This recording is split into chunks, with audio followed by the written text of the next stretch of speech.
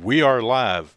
The question is how long we are live. This is the Paranormal Nightstalker. I am Joel Walling. With me, possibly, and for how long I don't know, is Michael Smith.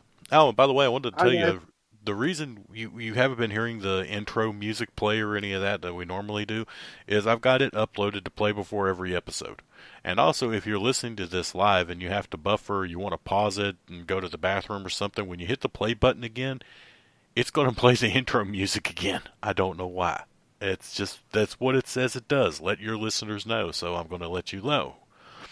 Now, if you happen to listen last night, you know there was a masterful amount of just constant flustercluck. And it was horrible and everything. Nothing worked right, and we ended up having, what, I think an 11 or 12 minute show, and then a 2 or 3 minute show. And It's not it, might not be any better. yeah, we actually had a guest planned, and he is attempting to work it out. Still, we've told him kind of just give it up, but he is attempting to work it out. His microphone wouldn't work on one thing, and I'm going to try this here with him, and if it is, we can call him on Skype. Can you hear me? Holy crap, we can hear you. I can't. Okay. So, do you have Skype on that one? Okay, is your Skype on? Okay, I'll tell you what then. Hang up on this one and I'll call you from Skype, maybe.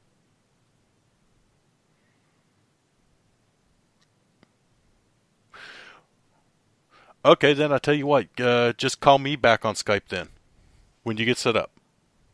Alright, alright. Well, it sounds like we might actually still have a guest coming on. Sorry about the weirdness of that for a moment. Uh, the reason is our guest who is going to be here is actually a member of PNBC, and we'll get into all the other things that he's doing when he comes on. Um, is the Danny Nunes. He's one of the founders with me and John Powell and Michael. And it's sort of from the beginning when we were still just kind of piecing everything together. But as I was saying, we tried to call him in earlier, and he just completely his microphone didn't work. So he went and he's on another computer. He's trying it again. And he said, I talked to him. I could hear him. He could hear me. So what he's doing is moving to a more private location and actually setting everything up there. So he will be calling in about 5 or 10 minutes.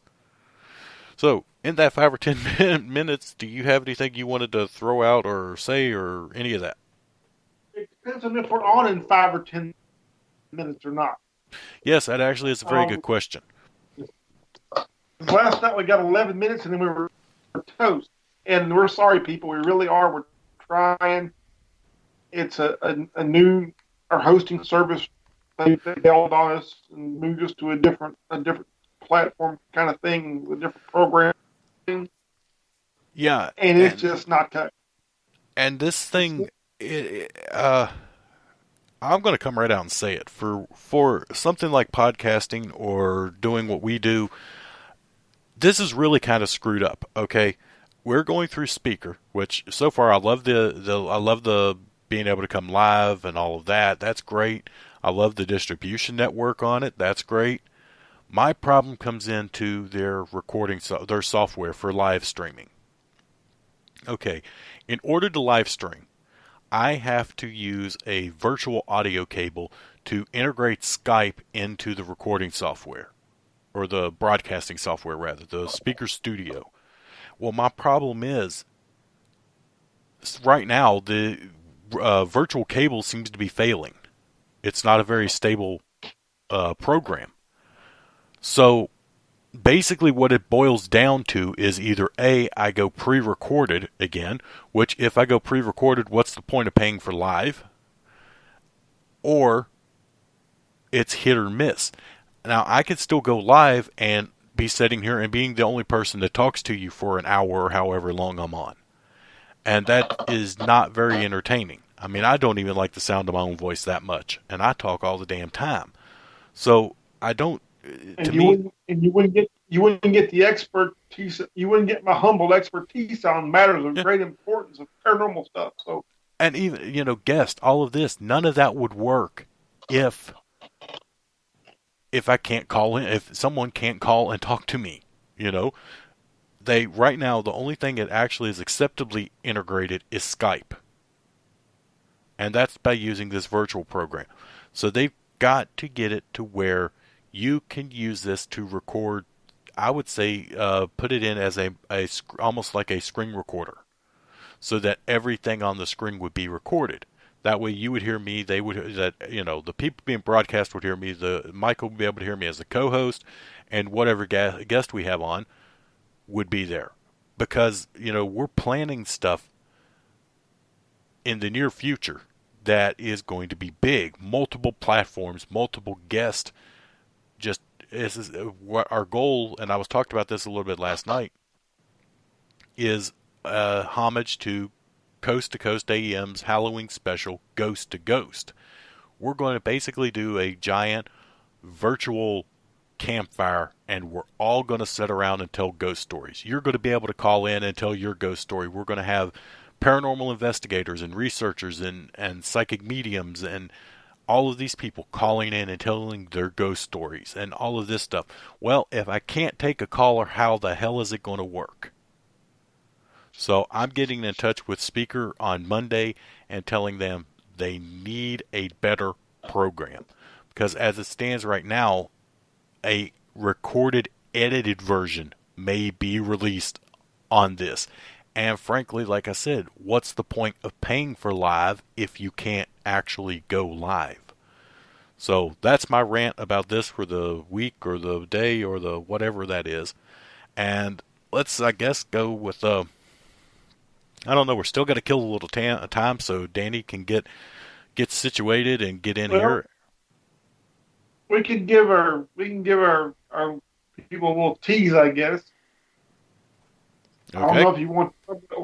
We've been working on the last couple of days or not. Well, I before I really started talking about that, I'd like to get a set date of when that actually is going to air. Because I mean, Okay. What we got? Where we go? Who? I heard a doink. Well, Okay. no. Okay. Dan's here. So I'm going to try to integrate him into the call. I can't see where. Okay. Can you hear me now, Joel? Yes, I can hear you now. So what we're going to try to do is get Michael on here now. Finally. Works. Yeah. This is a good laptop, so. Cool. And actually, you're live, going out right now. Nice. Yeah. The other voice you're hearing is not mine. Is Danny Nunes. He is the co-founder of Paranormal North Coast, British Columbia, and well, I tell you what, Danny. While I'm trying to bring in Michael, you just let them know what all of the insanity that it is that you're doing.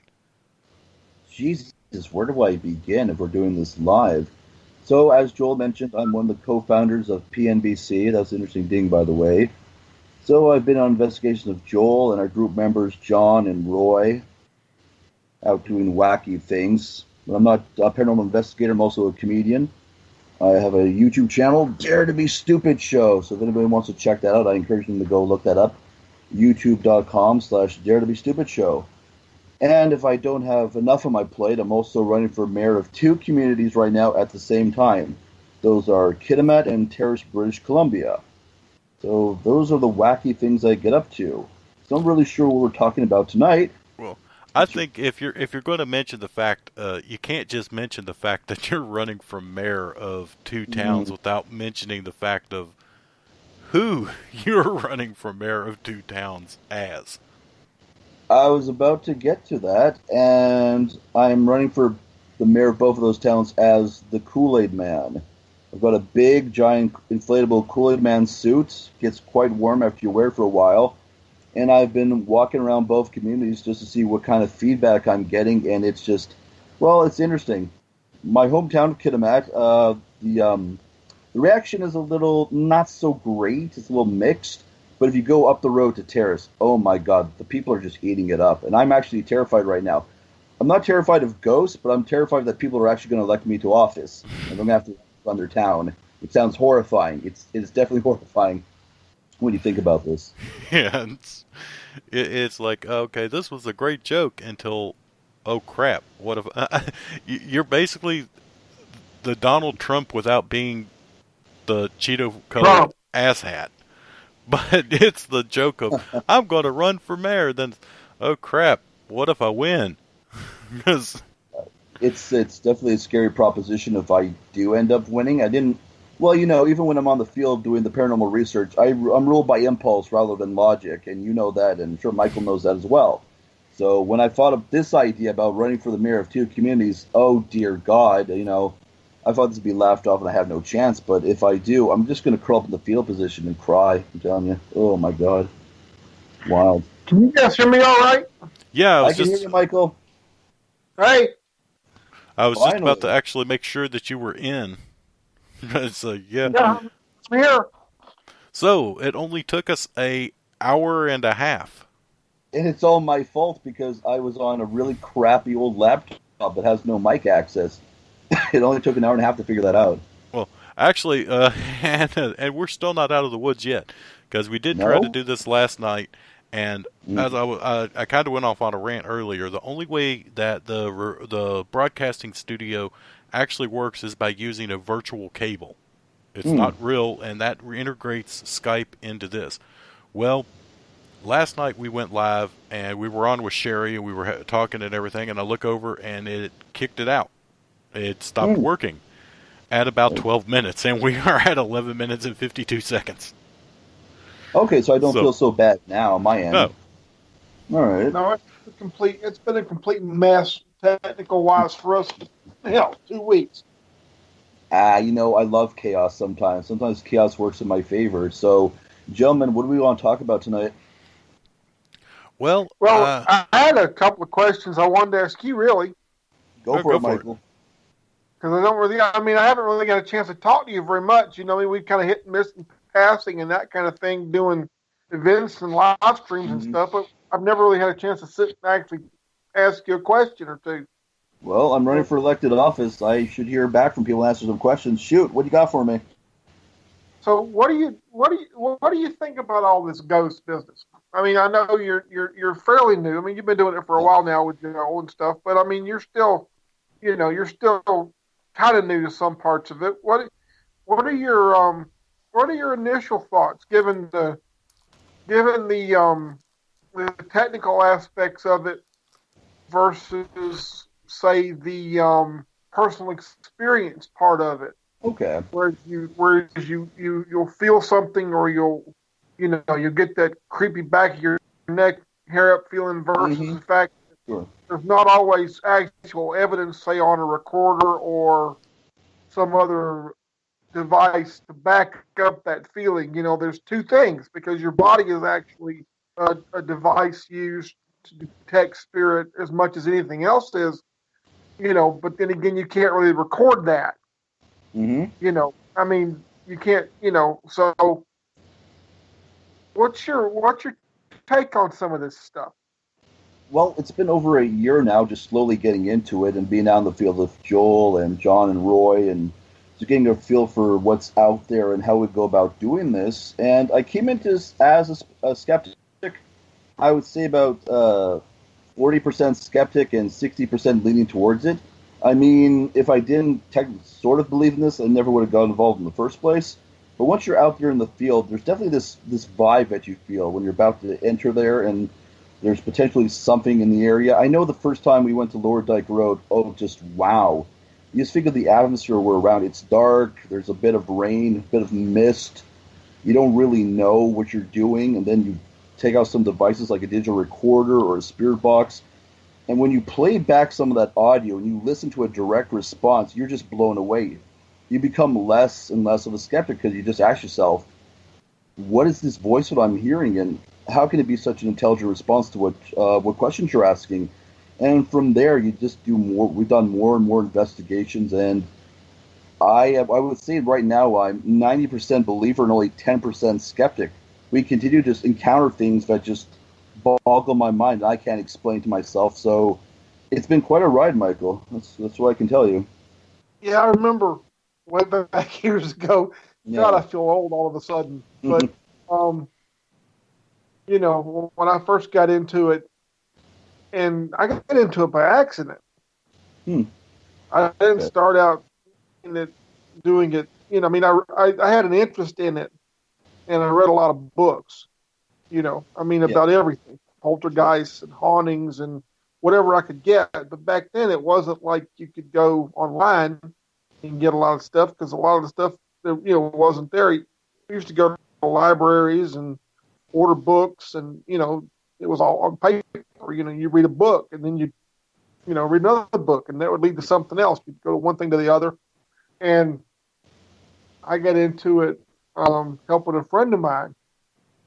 Um, I don't Well, know if you uh, know. you don't mind if I just interrupt a little bit? The point that you're making is excellent because we think about the internet age, and if I was doing this, say, like 20 years ago, at most, I think I'd have maybe a video camera or a Polaroid camera.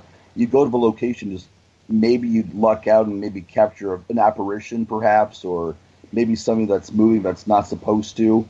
So I definitely can understand. I can relate, how different it must have been, in those early days where we didn't have so much available to us now, like a digital recorder. I never would have imagined. You just take a digital recorder, you're just asking questions, and you play it back. If you're alone in a room and there's nobody there, and you play that thing back, and there's a voice, and it's an intelligent response, that just blows you away, I think. Yeah, it scares the crap out of you. Is what it Oh, does. absolutely. Absolutely. you know, That's one I have to say. That was one of my more, well, that was my first kind of actual thing that happened to me in the paranormal when I first started. Was I'm sitting there and I did a EVP session. It was actually just me and Star that was with me at the time. We were the only two that were in this house. And I sat there and I did this EVP session. She was downstairs and I'm sitting there and I was trying to, of course, doing the famous questions. Is there anyone here? Can you tell me your name and all this?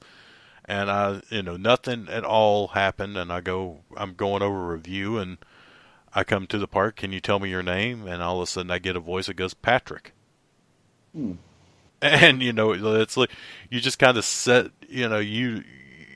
I'm sitting here in front of Audacity, what I've always used to do the EVP review and everything, and it's like I just heard a guy tell me his name, and there's no one in the room. Hmm. Yep. It is freaky. It is really kind of well, like you said. I always talk about this with the full body because I have seen two actual apparitions. And it's like your brain shuts down for a second because it knows what it heard was there, but at the same time, it can't be there. Exactly. That's exactly what your brain tells you. Especially, did I just freeze? I don't Did know. you just You're still coming through fine with me. Oh, my visual just froze, so I was worried that my audio had just frozen too. Because I'm literally my video screen. Oh, there, I'm back again. Guys, I'm gonna let you guys talk. I got like a visitor just out of the blue. It's a live show, so I'll be right back. I hope that doesn't take too much of your time. Is that okay, No, guys? no, yeah, go go for it. ahead. I'll be right back. All right. Well, he goes and like I said, you can't actually prepare too much for live. While he is off handling his visitor, well, I guess one of the things that we're working on or working on up here is, as we've talked about before on the show, and I think we talked a little bit about it with Sherry last night, I basically live in the heart of Bigfoot country. And every single year, I get the same stuff happening here. Around, I'd say probably late September, early October, I start getting, uh, we start getting stuff sent to us and people talking about hearing Bigfoot or seeing tracks. And this year we're actually going after it ourselves. We're going to see if we can't, what is it the guy on, what is it, Bobo or whatever the guy on Hunting Sasquatch says? Finding Bigfoot. Or yeah, finding Bigfoot. He's a hunting squatch or something. He's squatching. Yeah, He's hobo. squatching. Okay, yeah. So yeah, we're actually going to be doing some squatching. Right now, we're going to be doing it here around the Kitimat area because it's around this time of the year. Actually, like I said, a little bit later into September, early October, that I have personally heard big fat, Bigfoot calls. Good Lord, help me to. I need a day off. Don't you just love live broadcasts? Yeah, Bigfoot calls, and have actually been told at least 2 or 3 sightings here near where I live. So we're going to try that here. Also around, I'd say probably that's between like the late September, mid October. By late October into November, we get them in a place called Nass Valley. And then it moves up further to another town called Morristown, and that's usually in December, January. I think Bigfoot migrates. It's a migratory pattern. Because this is consistent. I've seen this every year. So we're actually looking to try first here, then possibly going into the Nass Valley, which we've had a lot of people from the Nass Valley writing in and telling us that they want us to come here.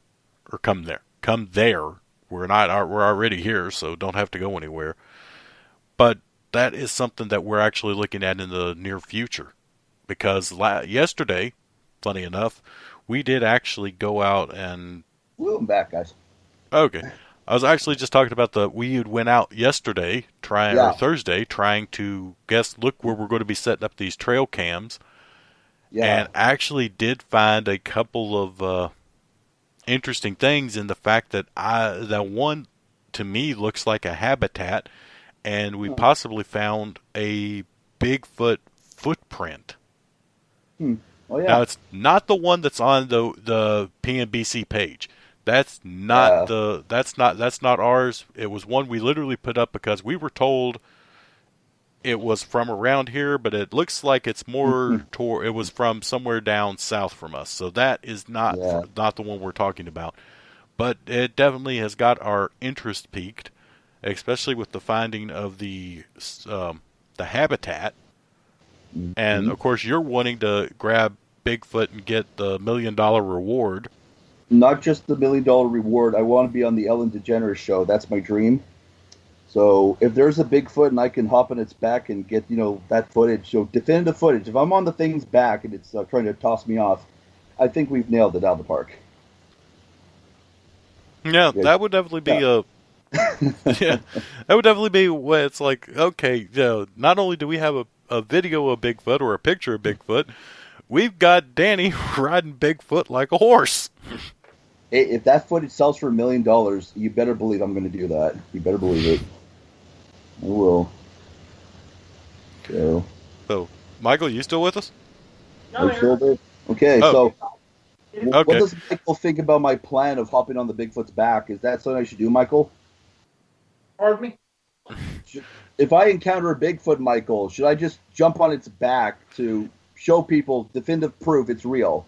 Yeah, I would really be more concerned if it ended up on your back. Well, we're going to make sure there's no Weber kettle girls anywhere to be found. Okay. Yeah. I still got to show you all that video. I've been talking about that video for a while, but I still got to show you all that video. That was still one of the funniest things I've ever seen. Just how serious that guy is when he looks and he says, "I thought he was going to bend me right over the kettle grill and cornhole me."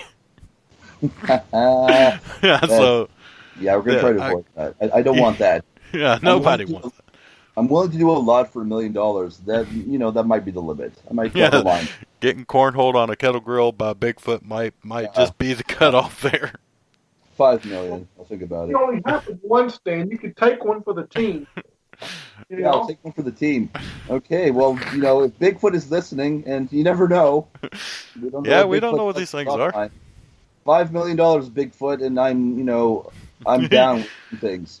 Yeah, he's all yours for $5 million. $5 million. You're going to do the Demi Moore thing, rolling around on the bed and the money. I'll be in like a body cast, but sure, somebody will have to roll me as as we do that. Well, actually, we actually researched that, and the chances are probably not. He's probably packing a pocket rocket. Oh, great! We're talking Actually, like really, we're not kidding. We researched it. You know us. We're up at like 3 o'clock one morning. Mm-hmm. The largest primate, the smaller the equipment.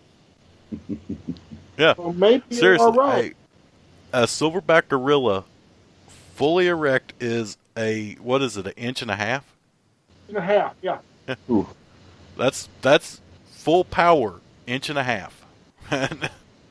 So that's what we were thinking. It's like, if this thing, if he's hung proportionally, and I still can't believe we're fucking talking about this. We are. Yeah, if he is inanimmately proportionate to the rest of his body, there should be a third, a drag mark down the middle of the, or maybe that's what he's using to whack on the trees. But no one has ever reported seeing that. I mean, let's face it, either every Bigfoot has ever been seen as a female, or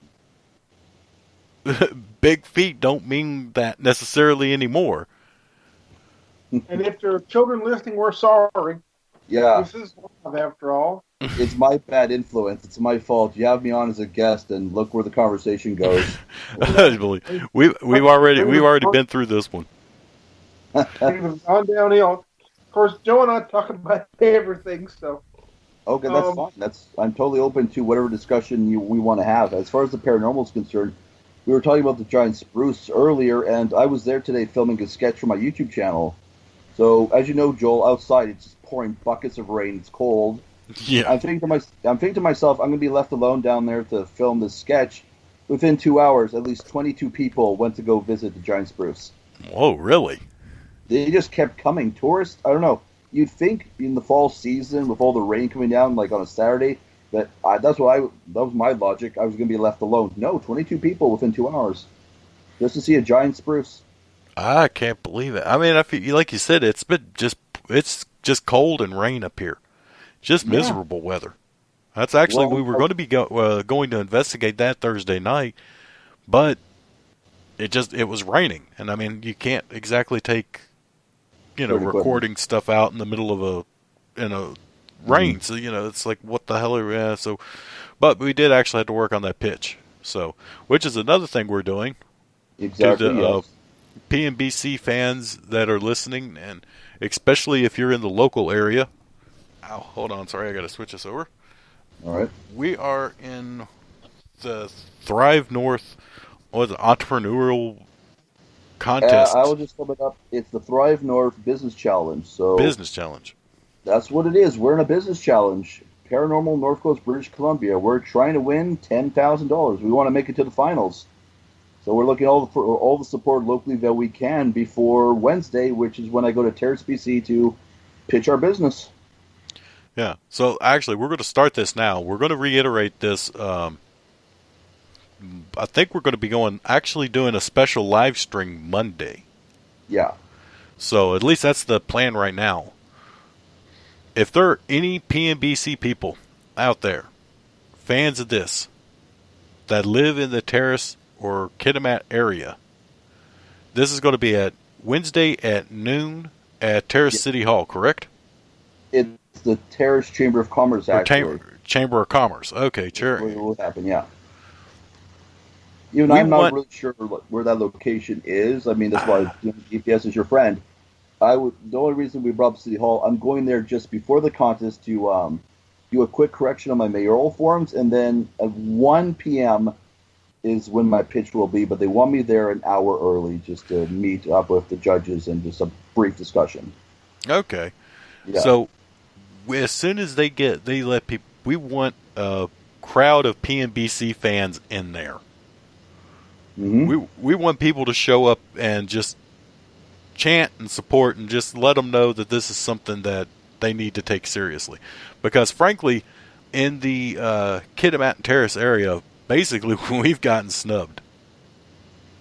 Yeah, essentially, as far as any media notice or media attention, I guess it's just a sort of business that just has like a stereotype attached to it, and it's hard to get noticed. But if there are fans listening and they want to help us out, by all means, if you're in Terrace, I'd love to see you there, and I'm sure that will definitely help with the pitch because they're visually seeing people who are cheering us on.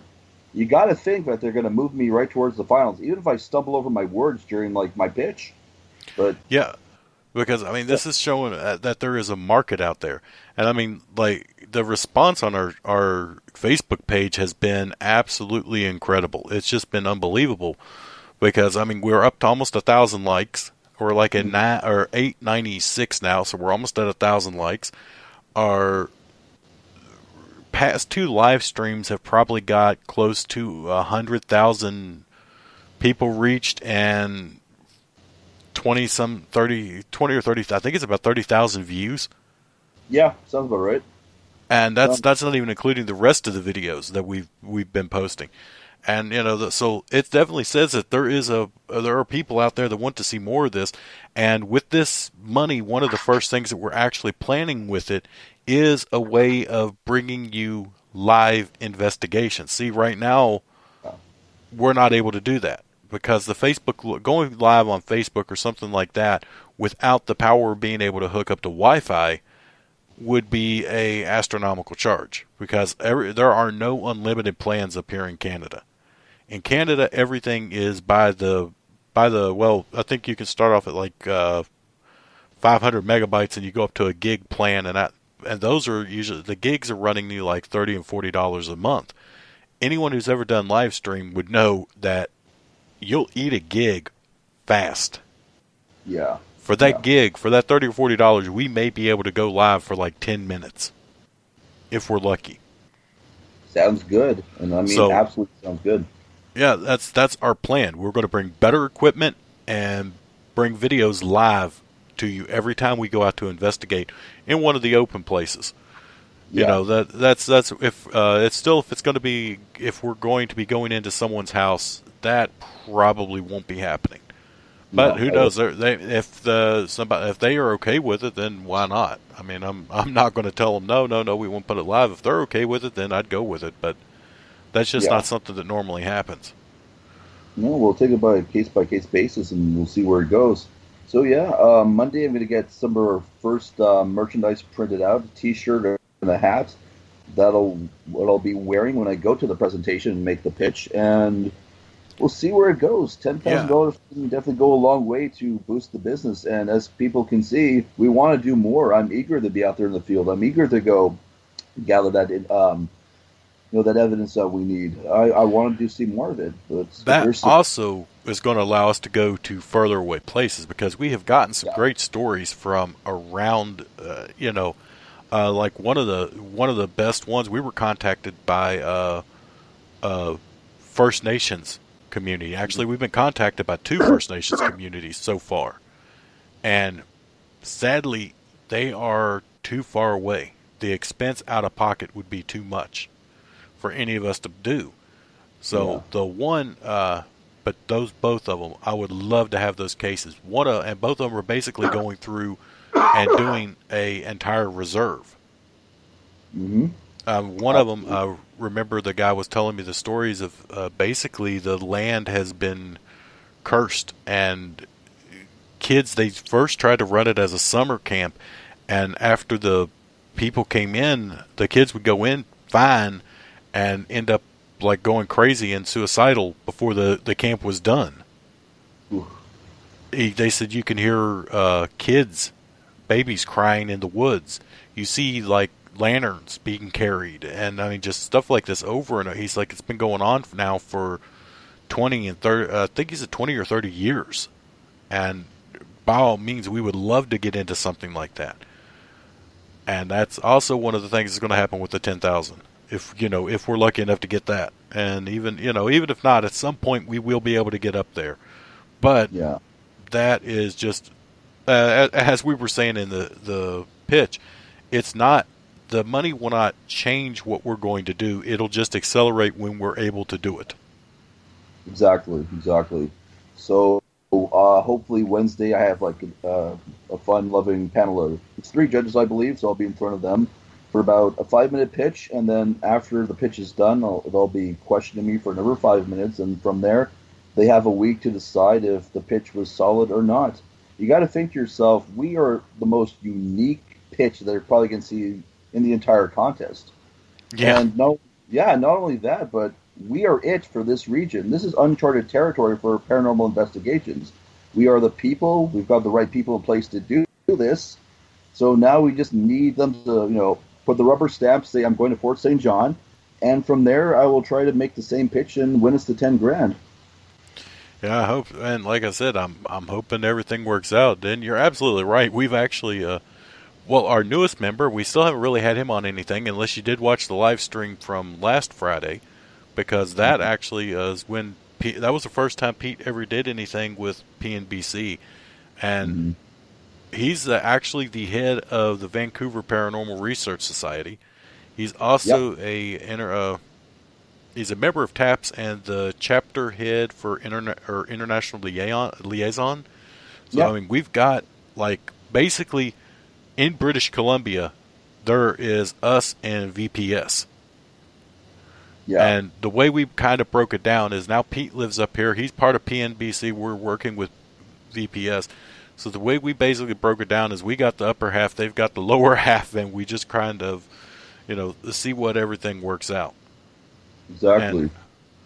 And, that's actually, it really has accelerated. If you think about when we started this, which we started about, I think about a year ago, maybe even a little bit longer back, but we didn't actually really start doing investigations and putting out videos, and we didn't go public until December.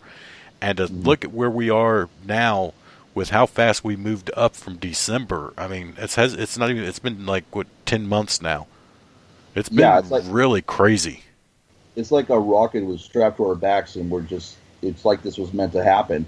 Just the way, and sometimes the way we go about getting contact, sometimes I just go for things. Like what I mentioned about the Clay Man for Mayor thing. Sometimes things are wacky, but sometimes you take a chance, like contacting Pete and seeing what he thought of the group, or just the fact that he ended up moving the kid Matt. It's just all these circumstances, if it just works in our favor. And that's why I'm so optimistic this Wednesday that we are going to make it to the finals, just because it just seems we're on the right path right now. Yeah, it definitely would seem that. Like I said, it was just a quick, just everything caught on fire. It just moved fast. Exactly. I also was thinking about Fort St. John and the audience vote, because that's where we're going to have the most benefit of all, I would think, if the audience is what we think it is. For online audience, I think the audience vote. I was thinking about what my presentation could be, because it's going to be a little different than the initial presentation. Because I'll be in Fort St. John. I get a private pitch with the judges, so that's again another 5 minutes between us, and that's where the $10,000 gets decided. But the $5,000 is in front of whatever people are there in the audience at Fort St. John, where the event is held. I had some ideas. I even thought maybe I should just get some karaoke and just sing the Ghostbusters theme, just walking the crowd. I think that'd be a really cool crowd interaction, and maybe that could be something. Well, I don't know. Yeah, we'll have to see where all of that goes, because definitely, like you said, and that we will definitely be putting out more information when we get to that round and everything, because that would be a huge boost. $5,000. I mean, everything we've done so far has been pretty much on less than 1,000. Oh, absolutely. And, and in a lot of cases, a lot less than 1,000. I mean, you have to remember, do the Ghostbusters thing. My favorite scene of the whole first movie was the library, when you show them in the library, then you show all three of them running, screaming like crazy when they see a ghost. And they're all hauling butt out of there, screaming and running for their lives. I love that part. I was the get her, Dan. Or get her, Ray. I always say I'm going to do that to you. You're our Ray. You're the get her, Dan. Get her. No, that's probably the most terrifying scene in that movie, because she's just like this homely-looking librarian. She turns around and it's just like that face. It's terrifying. I saw it in posters and collector cards when I was a kid, and it's supposed to be a comedy, but you just see that issue. I'm just hiding under the covers. That's terrifying. Yeah. Well, that was the thing about the older movies. The older movies didn't really. They would still make it funny or something, but they weren't goofy or silly. They would Yeah. actually put scary stuff in it, but it would still it'd have the comedy around it. Like then you got Slimer, Yeah. stuffing hot dogs and everything in it. I've been, the all famous, I've been And slimed. the Oh, save me and the some. No, the it's Stay Puft Marshmallow Man. Stay Yeah. Puft Marshmallow Man, of course. Absolutely. But if you're gonna, you gotta have to remember how people might view the paranormal. Like their first experiences obviously was 1984 with the Ghostbusters movie, and you're gonna get that when you encounter people. Oh, you're the Ghostbusters of this region. It's like sure, if that's how you want to refer to us, that's fine. Well, yeah, you're absolutely right, because you get the people that like they do they get Ghostbusters. It's like well, how many people we've had to tell that I've talked about before. I'm in a lot of groups on Facebook, and I talk to these people, and I'm saying, listen, they were like, oh, well, you don't want to buy a house where someone died. Poltergeists are there. Like, no, that's not the way poltergeists work. They have been scientifically proven not to work that way. Because they saw the movie Poltergeist, they assumed that's what happens. Another one, I think, honest to God, I believe a lot of the fear from the Ouija board comes in from The Exorcist, because they said, oh, she was playing with a Ouija board. It's like, so that is the stuff that is like put into our brains, and that's where we figure all this stuff up from. It doesn't really have anything to do with the facts behind it. Like I was actually telling Charmaine yesterday. She's like, I don't know if I'm so good with you messing around with those, And I was telling her, I was like, well, I tell you what, I'll give you its English name and see if that doesn't take a lot of the fire out of it. She's like, okay. I was like, I was playing around with a yes board. And she looks at, she's like, wait, a yes board? Like, yes, a yes board, because one of the big misconceptions is a Ouija board named itself, and it means good luck. No. It's actually from the French word for yes, which is oui, and the German word for yes, which is ja. Exactly. So you got Ouija. Yes. And that's what I call it. It's the yes board.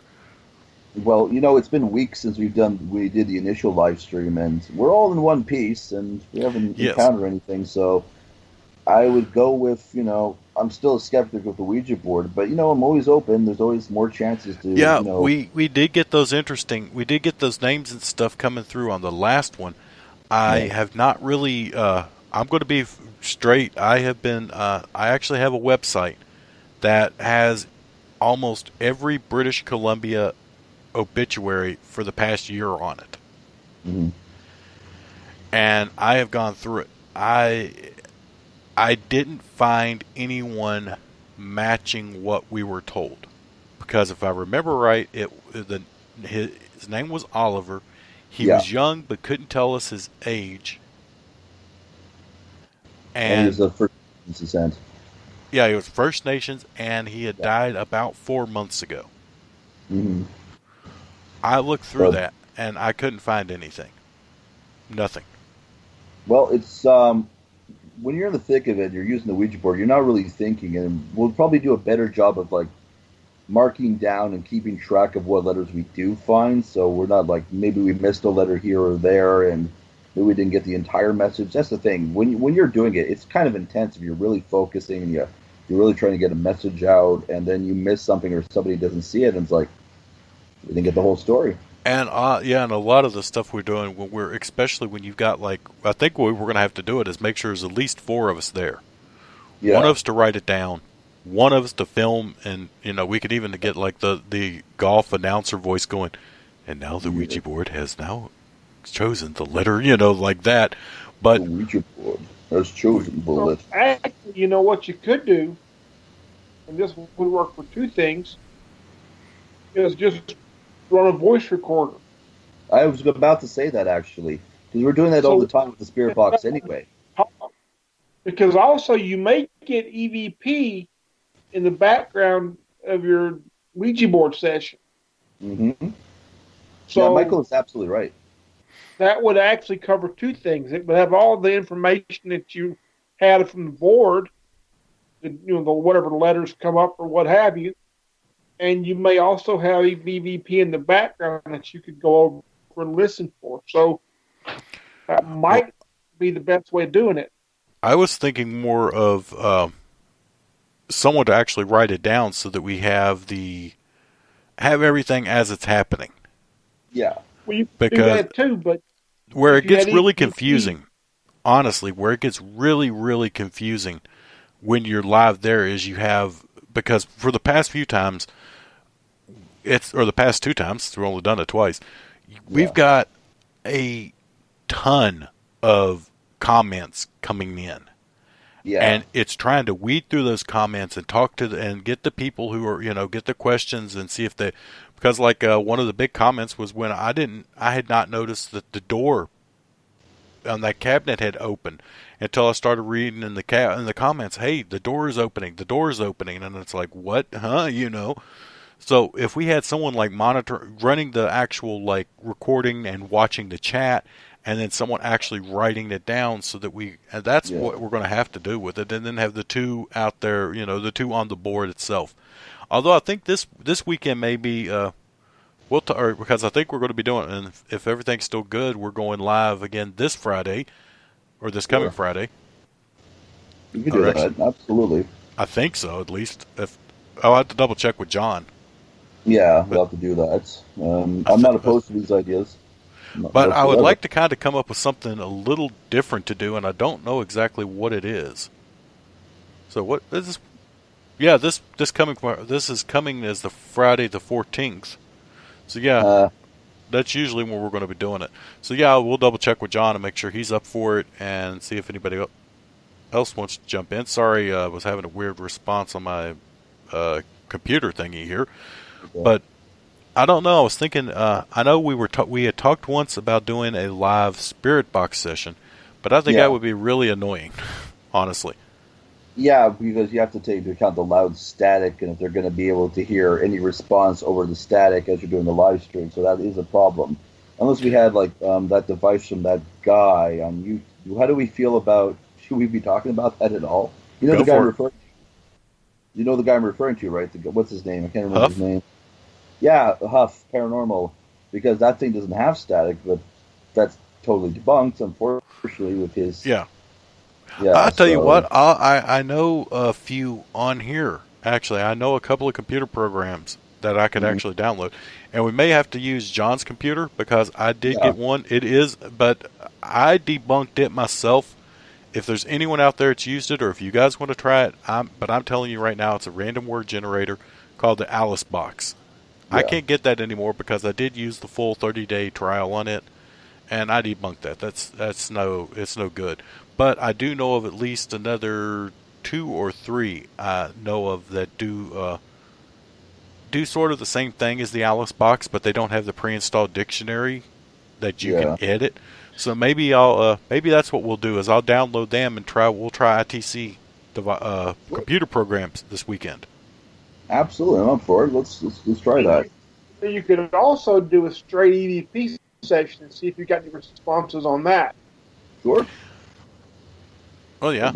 You'd have to just when you did it, if you asked a question, just note the time. Well, actually, I would do real-time review. I would just have it all go through Audacity and listen to it.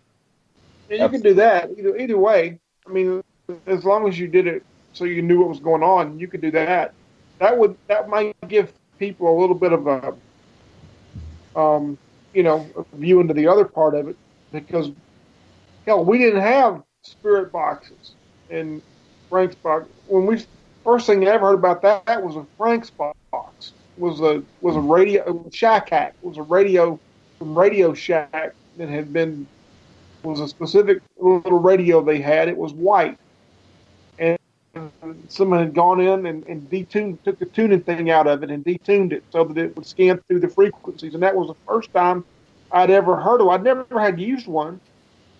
I've never used one really. I mean, I use the XV7 now because we've done some work with it. But before that, I'd never used another device. It was just a plain. Well, actually, it was a cassette recorder was the Yeah, first thing I ever. the big Yeah, clunker brick thing with the yeah, big buttons that you hit on. yeah, big buttons, and you had to go out and buy new tapes every time you did an investigation because you couldn't reuse old ones. So you'd go out and go broke buying cassette tapes. That was before you could get a digital recorder for a decent amount of money. You know, Well, when I started, we still did our investigations on videotape. yeah, I remember Hmm. VHS. 8 hours. We would do 8 hours. I remember stopping at Walmart, and it's like walking out with $150 worth of VHS tapes. Oh, I remember those days. You Oh go my God. broke investigating because it was all out of pocket.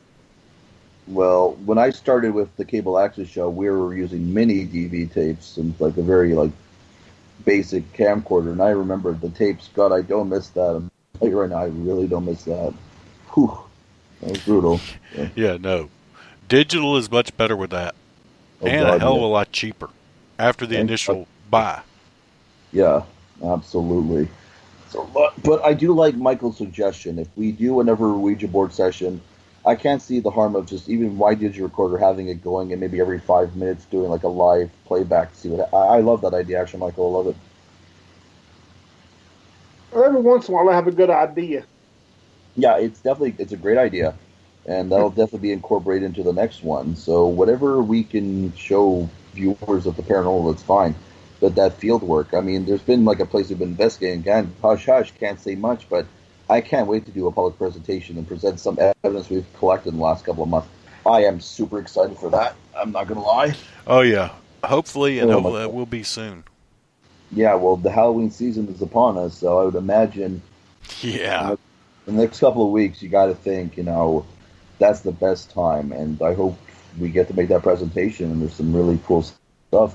And that'll certainly put us over the top. And by then, we will definitely know if we had made it to the finals or not, or where we're going, and what the next direction is. Oh, yeah. That's definitely. Of course, it's getting to be the most wonderful time of the year. And I'm not Hmm. talking about Christmas. I love Halloween. Then we Oh, still got to figure out what exactly we're going to do for the big Halloween. Of course, I'm also we're actually planning with the podcast, and we're going to be working with, as far as I know right now, Paranormal Horizons is in, which is Sherry, or with our psychic medium that's with us at PNBC. Her show where she co-hosts with, and I can't remember the guy's last name, but his first name's Jason. I've always just called him that.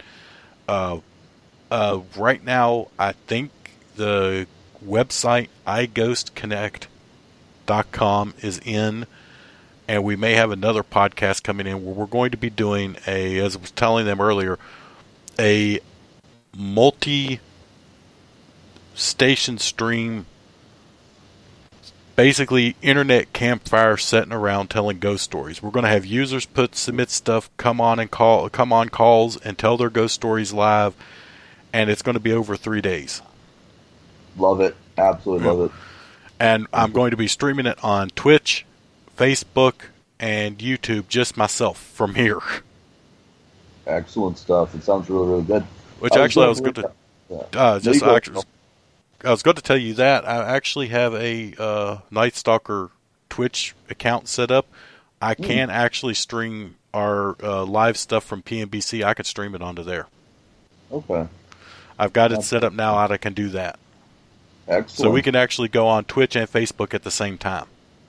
Perfect. I was going to bring up the fact that I was talking to someone today in Terrace, and he was one of the organizers for Terrace's Zombie Walk, which we didn't get to do last year. But he's planning to bring it back this year, and I thought to myself, will it be great to just bring one of my phones, or we can potentially live stream the entire thing as I'm walking through the Zombie Walk. I think that's a great thing to bring to the page as well. Yeah, actually, that would be cool. We'll talk to him when he gets a date set up. Hell, Yeah. I was part of the Zombie Walk in Wilmington. Well, I think you're going to be part of another one. So yeah, I'm in for that. Perfect. And hey, let's face it, I've already got the Zombie Walk. You do, Joel. You do got that Zombie Walk. So yeah, I would imagine it's usually like the second week of October where it's held in Terrace. It's always a Saturday, and it's held in front of the Terrace Arena around 4 or 5. And we get like some years a decent amount of people. maybe as many as 200, and you see them walking down the streets of Terrace. It's for the food bank, isn't it? It's been traditionally for the food bank. The idea of like zombies eat brains, but people eat food. So we have like a box outside the arena, and if anybody can bring like a non-perishable item for the food bank, I'd say yeah, go for it. Absolutely. That's exactly. Yeah, that actually sounds like a good plan. Like I said, I did the one in Wilmington. Yeah, And that was a lot of fun. I mean, I'll be the first to admit that was a lot of fun. yeah. I mean, I think we did like 7 or 8 in a row in Terrace, and then life and its complications just didn't work out last year, and they've been a dwindling amount. But this year, I'm all for it. And now we got PNBC out there. I just imagine this is something really cool to stream for the audience coming up in October. I hope Absolutely. This happens. Yeah. So yeah, like I said, just get him in touch, tell him we're behind it, and we'll do as much promoting of it as we can to get out. Because definitely, of course, the food bank is a great thing, great charity. That helps a lot of people, and there's always somebody that needs that help. I've been there before, so it's like I'm always behind that. And like I said, we'll bring everything PNBC and the NightStalker has behind them, and we will go and try to get as many people there and as much given out as we can. It'll be like another great promotional opportunity to tell people about our group as well. And on another note, the guy who is planning the zombie walk, he might also be running for mayor alongside me and the woman who's the current mayor. So there might be 3 people on that election stage. And I'm going to recommend that he actually is on stage as a zombie. I think that'd be great. The Kool-Aid Man and a zombie. I don't know what Terrace is going to think about this. I mean, like the Wilds election, yeah, but it's 2018. Let's just go for it. Zombie mirror. I'm all for it. Why not? I mean, that's all.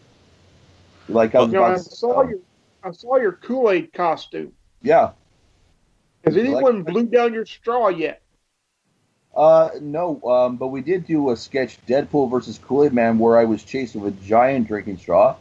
And then he did insert it into the top of my Kool-Aid Man costume and tried to suck. That did actually occur. That has happened. That is a real thing that we filmed for the sketch comedy show. What's the other? I remember one person when I first did my election videos, Kool-Aid Man. I forget what he said. Oh, he asked me, how do I jerk off in the costume? That was one costume. God, I remember that. And the response I gave him was, you just stick the straw on the top and you suck. So... Okay, so much for the PG section of the programming. Well, it's still not that bad. And I think I've already said a couple of words that weren't PG anyway. I know. I know when I walked in here, I wasn't sure about the age rating. It's still PG-13. It's not so bad. So bad. I'd say we're strong PG-13, but not to it yet. Well, hey, Michael, bad influence now. I was about to say, and we did talk about Bigfoot Johnson. Yeah, you guys brought that up, not me. It's always you guys, see? You're the filthmongers, not me. I'm a political candidate. Did you shave your beard and mustache a little bit? No, I haven't. I just keep letting it grow and grow and grow. It's a good look for our group, actually. That's why I'm keeping it, or else I probably would have shaved it by now. That's the thing. I couldn't tell. It's hard to tell if you might have trimmed it back a little bit. I think I'm a lot better lit today. I'm actually liking looking at myself in the video screen. So, no, I haven't really trimmed it that much. No, I'm just going to let it keep going for a while. Eventually it'll be just too much, but it seems to work. You got to think of that T-shirt we have mocked up, the one like "Kill Danny First," and that beard's like, it just enhances the shock when I got that response in the spirit box. And that T-shirt, I hope that T-shirt sells quite a few. I hope we sell a lot of those. I really do. I think you could probably sell a lot right now if you're running for mayor. You got to put that up. I'm thinking that there's a lot of people in Kitimat that would agree with that. Oh yeah, absolutely. Maybe I'll just wait till the debates, which are actually kind of early this year. Normally they're in the middle of October, and they're actually going to be at the end of September. So I only got like a window of 2 weeks to figure out what I want to say to people. I have no idea. What am I going to tell them? You guys think for me. What am I going to tell them? God. I wouldn't even know where to start. So I think if I was you and I was going to an honest God debate, yeah, I think I wouldn't wear the Kool-Aid suit.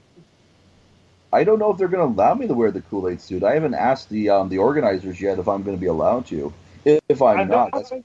I mean, because you're not going to wear the Kool-Aid suit if you win. yeah, You're not going to wear the Kool-Aid suit to work. You're going to have to tighten it up. So yeah. Well, I think for a serious thing like a debate, that you ought to be the polished you and go out and give them a serious answer to the serious questions. I mean, there's time. I mean, the Kool-Aid guy is fun, but for something like that, I think you need to do the serious Dan and just go tell them when they ask you a serious question, you give them a serious answer. well, Michael, I'm not sure if there is a serious Dan at this point. Not really sure Well, if that exists. pretend that there's one. Okay. Because I mean, really, I would think if I was voting for mayor and guy debate showed up in a Kool-Aid costume, Well, I might have to rethink it. You know, well, I think that's ultimately kind of the plan, though. oh yeah, Joel has the idea. When I put on the costume, the idea was just to be a walking billboard to get young people interested in voting in an election. That was the idea. As far as actually winning, I don't see it happening. I do think I'm going to get a larger voter turnout than usual, especially the young adults who normally wouldn't vote. But now, if they're seeing like a Kool-Aid man walking around their community, it's drawing the attention that I wanted. But as far as actually winning, it's not like I couldn't do the job. I attended council meetings in Kentucky for over a decade, so I definitely have a feel for how to chair a meeting. It's not like I'm going into this blind. It's just a matter of I only wanted the attention for young adults to say, hey, there's some issues in your community. Here's a way to draw attention. I'm a big walking billboard. Oh, yeah. And I take it from there. As far as a serious debate, I don't know. I don't really know. you remember, though, there's still an outside chance you could win. Yeah, there's an outside, a very outside chance, I suppose. But you have to have a plan for all. You have to have a contingency for the plan if you do. Yeah. You know, Didn't you cover that one already? It was to get in the fetal position and cry? Yeah, probably. I would think. And because decisions are made by those who show up. Yeah. That's and you get enough young people out voting, and they vote for you. Yeah. And there's a whole bunch of them. All of a sudden, you're not being the Kool-Aid man. You're Mr. Mayor. Then that's accurate. That's true. Then you gotta shift gears. And I think that I'll let you finish, Michael. It might be a good thing to when you go to the debates to show them that there's more to a Kool-Aid man than just a guy in a suit, because there is. Yeah, well, absolutely. But again, my purpose is more along the lines of just getting people to listen to the issues and see their leaders for themselves. If I do take it seriously and I win, the thing is, we're on the verge of potential investment with an LNG industry here. So if they decided to elect, say, a Kool-Aid man, and then you never want to really elect somebody new in the midst of a negotiation like that, because that's going to be, it's going to throw them off. They're going to think, well, I've been dealing with this guy for 4 years, and who's this new guy? And he's just basically a PR stunt. So I definitely don't think I'm going to I think I'm going to do fairly well compared to like previous elections. Well, the previous one I did run in before, but as far as being a serious guy, well, I don't know, Michael. We'll see. I can still be serious in the costume. Yeah, it's just something to think about. Sure. Oh, absolutely. And if not, then I might have another guy up there to bounce ideas off of and see. It's a young guy too. He's even younger than me. So we're in between the incumbent mayor, who's I think she's in her 60s. She's an older woman, conservative type, of course, and it'll just come down to, after 4 years, do people think she did a well enough job, or do they need to move in a new direction? I'm capable of doing the job, but do I think people are going to make that leap to elect me? I don't think so. But then again, what they keep telling me is, if Donald Trump can do it, yeah, like I said, I think that was the biggest punchline of them all. Donald Trump's like, "Hey, I'm going to run for president. Why the hell not?" Yeah. And then all of a sudden, you're winning. It's like, oh God, what do I do? Exactly. What do you do? Like, now what? And now it's just like, oh, well. So, we actually already been going an hour and 5 minutes. Everything seems to be working great. But I'm thinking that's about it for the night. Okay, I was wondering about the time limit. I could go on and on, but if we want to wrap this up, we have 3 hours, but for me, it's after 1 o'clock in the morning. Yeah. Oh, okay. Okay. So, any closing thoughts by anyone? I'll let you guys have that. I'm too tired to have a thought. You guys said it. Okay, fine. All right, I'll I was about to say, anything you want to throw in? I mean, I think we went over quite a bit of what's upcoming with our group, what's going on in my life. I hope I was a decent guest, so hopefully some of your listeners let me know if they want me to come back. This is really enjoyable, guys. I'd love to come back to this again. All right, and I will make sure this is put up on the PNBC page here, actually, in just a few minutes. We're live on the NightStaker page, the NightStaker Twitter page, YouTube, and I can't remember where else. But we're live on a lot of places right now. Nice. But, anyway. I have one thing. If anybody listening has a question about equipment like EVP or EMF, anything like that, or cold spots, and they have questions they don't really understand what they are or how they work. Not that we know exactly how they work either, because nobody does. But if you have any questions, if you'll send them in, I'll be glad to try and cobble you together an answer and put an answer out on the next time we do a video. Or I'm always open for questions about stuff. So have at it. So I guess with that, I will start into the shameless plugs of the night. If you want to talk to the Paranormal Nightstalker or PNBC, you can find us on Facebook. PNBC is at Paranormal BC. Paranormal Nightstalker is at NightStalker Pod. On Twitter, NightStalker is at NightStalker Pod. We're also on Google Play, Google Hangouts, and Google anything else we can think of at the time. And any other of the social media. YouTube. Actually, I do not know what we are on YouTube. Yeah, I forgot that one, so I'll have to do that. Yeah. But anyway, you can find us on YouTube. You can look that up. We actually have a Paranormal BC channel and a YouTube NightStalker channel.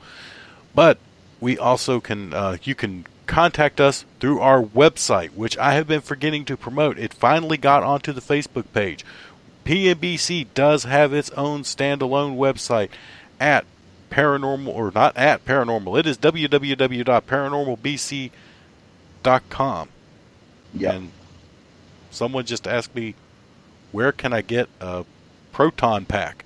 Okay, Velton. We would love a proton pack. I have no idea where we could get a proton pack. If you could ever come up with an idea. What's that? SpiritHalloween.com. You want to go to SpiritHalloween.com if you're looking for great costumes, and we're looking for a potential sponsor. Hey, Spirit Halloween. Yeah, Spirit Halloween, if you're listening.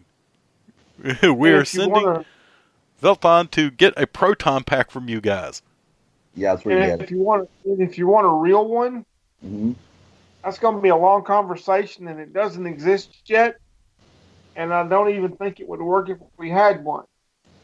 Well, it's a new term. I know in the movie they talk about it, and it is a nuclear particle accelerator.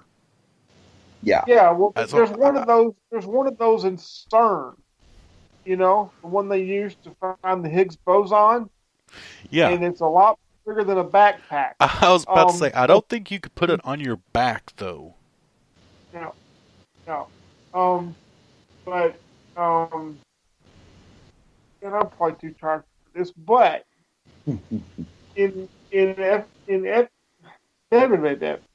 instances after, I'm sorry to mess up your shameless plugs, but in instances of poltergeist activity or place memory hauntings, residual haunting, there have been studies done, and they used an ion counter, and they found an inordinately high number of positive ions. The Earth is primarily negative. When you put your feet on the ground, if you go barefoot or whatever, it's called grounding something. Well, it's grounding. It's a negative ion. It completes the circuit, but high numbers of positive ions mess with your brain, and you get all kind of things like, you know how we can have EMF psychosis, EMF psychosis. Well, high numbers of positive ions in the air can cause the same kind of thing. So, Yeah, actually, I was just laughing about a Ghost Adventures episode where they've invented two new things.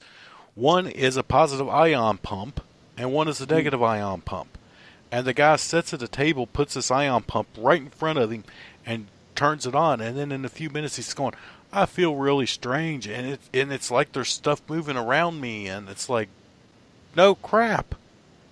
well, yeah, because the positive ions are interacting with the bioelectrical fields in his brain, because your brain and your whole body is electromagnetic. And when you do something that's going to alter that, and the ions, because they're charged particles, which means that positive and negative charges move across and create charge, like in your body, you have things like sodium, potassium, calcium, and chloride that are more or less positively or negatively charged. When they cross the cell membrane, they cause a charge, like a car battery. The poles move across, you get a charge. Well, because ions are charged particles, you have the same thing happening. And to sit in a room that's flooded in positive ions is going to goof up your workings, for lack of a scientific term, at 1 in the morning. And if you want to look more on that, I didn't pull it out of my left ear. You can look, if you go to, look up Dr. William Roll. Sadly, he's passed away now. He passed away a few years back. But he wrote a lot of stuff on poltergeists. He had several interviews. He was a parapsychologist. He worked at Duke University parapsychology lab. He worked with Ryan Research, which we've worked with them some on some stuff, and we sent them some stuff in. And there's stuff out there on it. If you look it up, you can find it online. And if you have any other questions, if I don't know the answer, I'll be glad to look something up and find it for you. All right. Well, Felton, I hope that answered your question. And Stabby, sorry to say, I sent it in the message, but we are actually wrapping up for the night. We've been on the air since about 9, and we're about done. But come back next week. Next week, we're going to be doing a live EVP session and possibly working with a spirit box to actually get spirit voices. And the thing of it is, as we do with everything else, including the past live Ouija board sessions we've done, if you want to go to @ParanormalBC on Facebook, you can watch those videos, or www.paranormalbc.com. They don't have the Ouija board videos, but they've got all of our investigation videos and a lot of stuff that's not on Facebook. They have exclusive audio of exclusive videos and exclusive pictures that never got released to Facebook on our website. We were going to be doing a live ITC set, instrumental transcommunication devices, spirit boxes, like I said, EVP sessions, things like that. That's going to all be live next week. And if you two have any questions, or anyone else listening, submit your questions, or when we're live, message them to us then. We will actually ask whatever we're using, if it's a spirit box or if it's a Ouija board or whatever we're doing. We'll ask your questions live to it and see what response you get. But other than that, I think I've got all of my shameless plugging in for the night. I'm going to sign off. Or is there anything you need to? Or actually, yeah, we guess we should say that forgot. If you want see anything that Dan's been doing, go to his YouTube comedy channel called Dare to Be Stupid Show. right? Does it? It has its own. It's What's that? youtube.com/dare to be stupid show. All right, and check that out. He's got a lot of skit comedy on there, including the stuff to. Did you put out the Jason versus or not? Is it Peter versus Jason or Peter Griffin versus Michael Myers? Did you put that out? It's Jason versus Peter Griffin from Family Guy. That's not out just yet, but if they go to the channel, there's quite a few things. Today I wrapped up filming on Venom versus Barney the Dinosaur, so that'll be coming up Tuesday. All right, so you could go check them out or check him out and everything else he's been doing on there. But until next week, this is Joel Walling signing off for Michael Smith and Danny Nunes. Hope you have a good night, and we'll see you again soon.